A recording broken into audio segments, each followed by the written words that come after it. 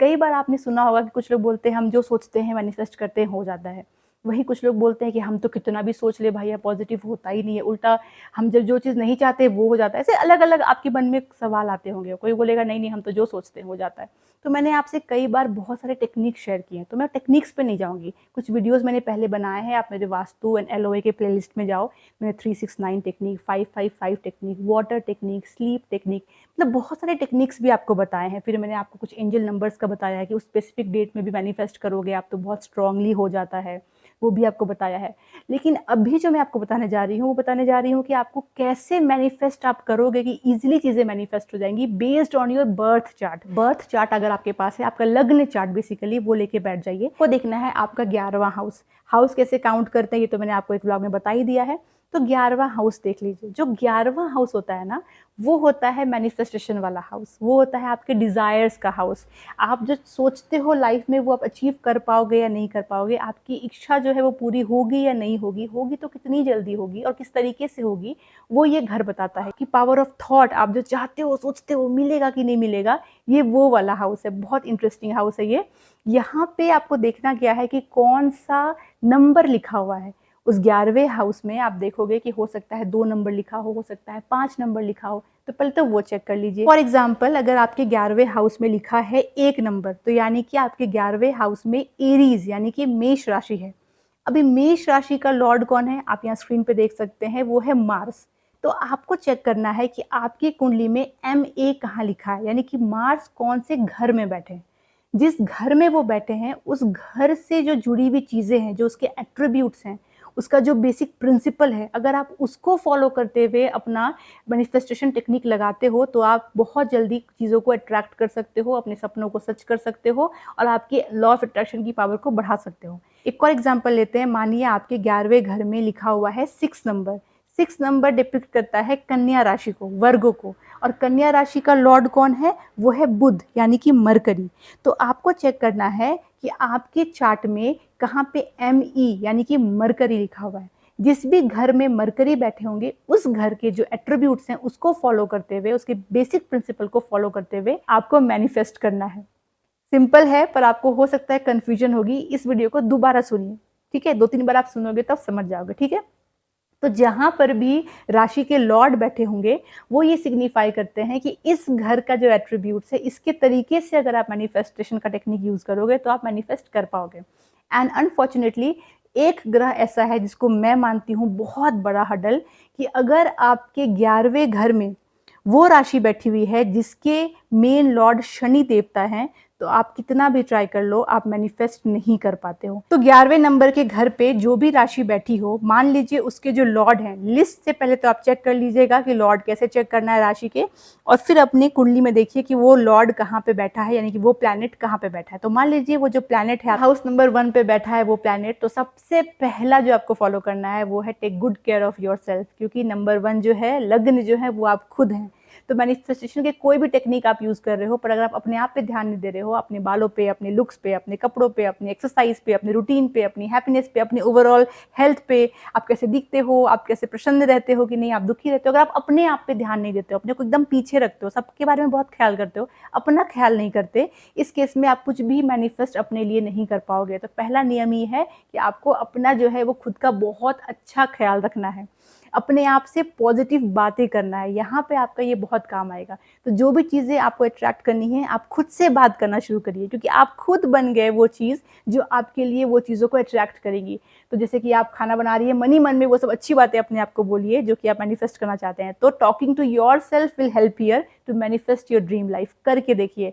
पर हाँ, अगर वो लॉर्ड जो है वो फर्स्ट हाउस में बैठे हैं, तो जो भी 11वें घर के स्वामी हैं वो बैठे हैं फर्स्ट हाउस पे, तो आपको अपने आप से पॉजिटिव बातें करनी है, अपना ख्याल रखना है, आप अट्रैक्ट कर पाएंगे जो भी करना चाहते हैं, ट्रस्ट मी। अब बात करते हैं सेकंड हाउस की। तो अगर सेकंड हाउस में बैठे हैं आपके प्लैनेट जो कि आपको मैनिफेस्टेशन में हेल्प करेंगे, अदर देन सैटर्न, ये देखिए सब पे लागू है, सैटर्न अगर वो बैठे हैं तो उनकी तो बात ही नहीं हो रही।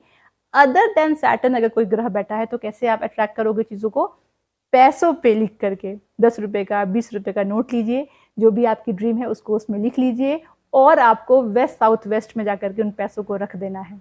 सुन के अजीब लग रहा है, पर second house is money house. तो पैसों पे जब आप अपना इच्छा को लिखते हैं तो वो जल्दी पूरा होता है। तो पैसों पे लिख करके वेस्ट साउथ वेस्ट में रख दीजिए और उस चीज़ के बारे में सोचिए अच्छा, पर ये लिखने के बाद सोचना स्टार्ट करिए।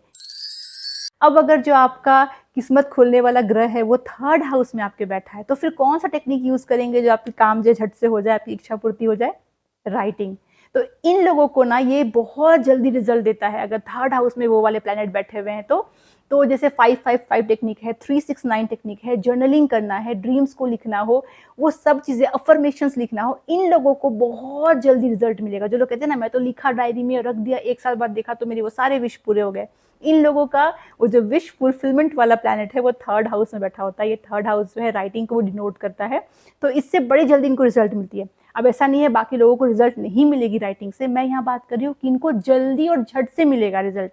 मिल तो आपको भी सकता है, अगर आपके 5th हाउस में तो भी मिल सकता है, क्योंकि आप जब लिख रहे हो तो कितनी शिद्दत से लिख रहे हो उस पर डिपेंड करता है। पर इन लोगों को जल्दी ये वाला जो तरीका है ये काम आ जाता है। एक और तरीका काम आ सकता है, अगर आप अपने यंगर सिबलिंग से अपनी दिल की बातों को, जो इच्छाएँ हैं उसको ज़ाहिर करो। मतलब मान लीजिए आपको घर खरीदना हो, तो आपके छोटे भाई-बहन जो है ना उनको ये इच्छा बता दीजिए कि मेरा ना घर खरीदने का मन है, और उनसे इस बारे में बातें करिए, क्योंकि थर्ड हाउस जो है यंगर सिबलिंग्स को भी इंडिकेट करता है। तो भी आपका जो ये मैनिफेस्टेशन है ये जल्दी पूरा हो सकता है। अब बात करते हैं, अगर इच्छा पूर्ति वाला प्लैनेट आपके 4th हाउस में बैठा हो तो फिर क्या करेंगे? तो सबसे अच्छा, सबसे आसान तरीका है, अनफॉर्च्युनेटली सबके पास ये नहीं है किस्मत, पर अगर आपके पास है तो आप ये कर सकते हैं। अगर आपके पास आपकी माँ है तो अपनी माँ से अपनी इच्छाओं को ज़ाहिर करिए, जो भी आप मैनिफेस्ट करना चाहते हैं वो उनसे शेयर करिए। 4th हाउस मदर को डिनोट करता है, तो जो एक्चुअल एट्रीब्यूट है 4th हाउस का वो माँ का घर है। तो वो प्लैनेट अगर आपके 4th हाउस में बैठा है तो आप अगर माँ से शेयर करेंगे तो आपका 11वां घर का जो डिज़ायर है वो ज़रूर पूरा होगा, क्योंकि ये जो लॉर्ड हैं ये 4th हाउस में है। तो मम्मी से शेयर करिए, मम्मी से बातें करिए कि मैं ये अचीव करना चाहती हूँ, वो अचीव करना चाहती हूँ, तो ज़रूर आपका पूरा होगा। इसके अलावा फुल मून डे, पूर्णिमा के दिन भी आप जो भी चाहते हो उसे सोच कर अगर आप पानी पीते हो चांदी के ग्लास में, तो भी आपका जो डिज़ायर है वो फुलफ़िल होगा। तो ये दोनों तरीका आप अपना सकते हो।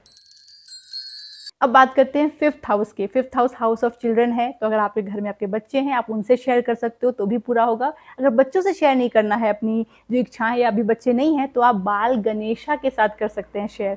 तो बाल गणेशा के कान में कोई स्टैचू ले लीजिए, उनके कान में अपने डिज़ायर्स को बोलिए, उनको सोचिए, जब आप डिज़ायर्स के बारे में सोचते हैं उनकी पूजा करिए, मंदिर विज़िट करिए। तो बाल गणेशा जो हैं वो आपके इच्छाओं को पूरा करने में बहुत हेल्प करेंगे, अगर 5th हाउस में वो वाला बैठा है ग्रह जो आपकी इच्छाओं को पूरा कर सकता है। अगर 6th हाउस में बैठा है वो ग्रह तो फिर क्या करना है? टेम्पल में दान धर्म करना है। 6th हाउस जो है वो टेम्पल्स को डिनोट करता है, तीर्थ यात्रा को डिनोट करता है। तो आप टेम्पल जाइए, वहाँ पे जा कर के आप अपनी इच्छाओं को मांग सकते हैं हाथ जोड़ के भगवान से। आप टेम्पल में दान धर्म कर सकते हैं, या फिर आप एक काम कर सकते हैं, ग्रीन कलर का पेपर ले लीजिए और उसमें अपनी इच्छाओं को लिख करके नॉर्थ ईस्ट में रख दीजिए, तो भी आपकी इच्छाएं पूरी हो सकती हैं, अगर 6th हाउस में वो प्लैनेट बैठा है तो। 7th house denotes your spouse, तो अपने स्पाउस से शेयर करिए अपने ड्रीम्स, और साथ ही साथ में अपने स्पाउस को बोलिए कि आपके ड्रीम्स को लेकर के, आपके मैनिफेस्टेशन को लेकर के पॉजिटिव बातें बोले। 8th हाउस थोड़ा-सा ट्रिकी हाउस हो जाता है, तो यहाँ पे आपको एस्ट्रोलॉजर्स की या अकल साइंस के किसी स्पेशलिस्ट से हेल्प लेनी चाहिए, मतलब न्यूमरोलॉजी करानी चाहिए। अगर आपको लग रहा है आपके लाइफ में कुछ चीज़ आप अट्रैक्ट करना चाह रहे हो, कुछ चीज़ करना चाह रहे हो, वो नहीं पॉसिबल हो पा रहा है, आप कितना भी सोच रहे हो उल्टा ही हो रहा है, हो ही नहीं पा रहा है, बहुत डिले हो रहा है, कुछ समझ नहीं आ रहा, तो ये इंडिकेशन है कि आपको किसी की हेल्प लगेगी। तो एस्ट्रोलॉजर से हेल्प लीजिए, वो कुछ रेमेडी आपको बताएँगे, कुछ न्यूमरोलॉजी से हेल्प लीजिए, वो आपको कुछ चेंजेस करने के लिए बोलेंगे। तो बेसिकली 8th हाउस वालों को हेल्प लेनी चाहिए अकल्ट साइंस की, तभी उनका डिज़ायर्स जो है वो जल्दी पूरा होने के चांसेस होते हैं। पर इसका मतलब ये नहीं कि आप बाकी टेक्निक्स नहीं फॉलो कर सकते हो। जैसा कि मैंने कहा, बाकी टेक्निक्स तो फॉलो कर ही सकते हो आप, लिखने का, सोचने का पॉजिटिव, वो काम आएगा, पर जल्दी रिजल्ट चाहिए तो उसके लिए आपको किसी की हेल्प लगेगी। 9th हाउस में अगर वो वाला प्लैनेट है तो क्या करेंगे? तो यहाँ पे भी आप टेम्पल जा करके भगवान से प्रार्थना कर सकते हैं, बहुत जल्दी आपका सुना जाएगा, डोनेशन करोगे तो बहुत जल्दी सुना जाएगा। एल्डर्स का आशीर्वाद, गुरु का आशीर्वाद आपको बहुत जल्दी लगेगा, मतलब अगर आपके पेरेंट्स ने, आपके टीचर्स ने, बड़े लोगों ने आपको कुछ भी आशीर्वाद दिया ना, तो उनको बोलिए कि आपकी जो इच्छा है वो आशीर्वाद दे। मान लीजिए आपको शादी करनी है, बहुत टाइम से शादी नहीं हो पा रही है, मैनिफेस्ट करना चाह रहे हो आप पर नहीं हो पा रही है, तो उनको बोलिए कि आपको वैसा कुछ आशीर्वाद दे, उनका आशीर्वाद आपको बहुत जल्दी लगेगा। 10th house denotes your occupation, तो जहाँ पे आप काम करते हो, चाहे आपका वो स्टडी टेबल है, वर्क टेबल है, वहाँ पे आप बोर्ड्स लगा सकते हो, विजन बोर्ड। ऐसे लोगों का विजन बोर्ड अगर उसके डेस्क के पास है तो बहुत जल्दी उनको हेल्प करता है चीज़ों को अट्रैक्ट करने में। आप कंप्यूटर स्क्रीन पे अपने डिज़ायर्स को लगा सकते हो। मान लीजिए कोई ट्रिप लेना है, किसी जगह पे जाना है तो कंप्यूटर स्क्रीन पे उसका वॉलपेपर लगाइए, मोबाइल पे लगाइए। बेसिकली जहाँ आप काम करते हो वहाँ सामने में अगर आप लगाते हो अपने डिज़ायर्स को, तो 10th हाउस जहाँ पे प्लेसमेंट है अगर उस लॉर्ड की, तो बहुत जल्दी आपका जो डिज़ायर्स है वो पूरा हो जाएगा। तो ये याद रखिएगा। अब अगर आपका वो प्लैनेट 11वें घर में बैठा है तो जो घर ऑलरेडी डिनोट करता है मैनिफेस्टेशन को, ड्रीम्स को, लग्ज़री को, वहीं पे अगर आकर के वो ग्रह बैठ गया तो बड़ी अच्छी बात हो गई है। तो आपको ज़्यादा चिंता नहीं करनी है, आप जो सोचोगे देर सवेर हो जाएगा। ये वो लोग होते हैं जिनकी मैनिफेस्टेशन पावर बहुत ज़्यादा होती है, जो ये सोचते हैं वो होता है, चिंता ज़्यादा करने की ज़रूरत नहीं है। यहाँ पे थोड़ा-सा ट्रिकी हाउस हो जाता है अगेन ये टू मैनिफेस्ट, तो यहाँ पे आपको मेडिटेशन करते वक़्त अपने ड्रीम्स के बारे में सोचना है। तो करिए मेडिटेट, और जो सा भी लाइफ़ आप चाहते हैं, जो भी ड्रीम्स हैं आपके, उसको अपने दिमाग में एक बार दोहराएँगे, तो वो चीज़ आपको जल्दी अट्रैक्ट हो जाएगी। तो बेसिकली मेडिटेशन करना है, ध्यान करना है, और कोई तरीका ज़्यादा काम नहीं आएगा।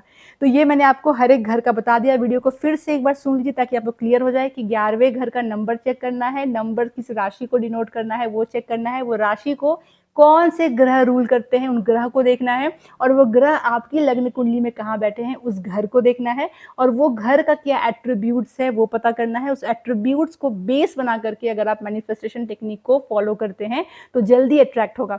इसका मतलब ये बिल्कुल नहीं है कि जो ये सब फॉलो नहीं करते उनका नहीं होगा। जैसा मैंने पहले भी बोला है, सबकॉन्शियस माइंड को ट्रेन करोगे आप तो अट्रैक्ट कर सकते हो। टेक्निक्स फॉलो करो, चाहे आप जर्नलिंग करो, पॉजिटिव सोचो, ये सब काम में आपके आएगा। पर जल्दी करना हो अगर रिजल्ट, तो उसके लिए आप अगर ये चेक कर लोगे तो आपको बेटर तरीका चलेगा पता कि मैं एग्जैक्टली कौन सा टेक्निक फॉलो करूँ जो मुझे ज़्यादा बेटर रिजल्ट देगा।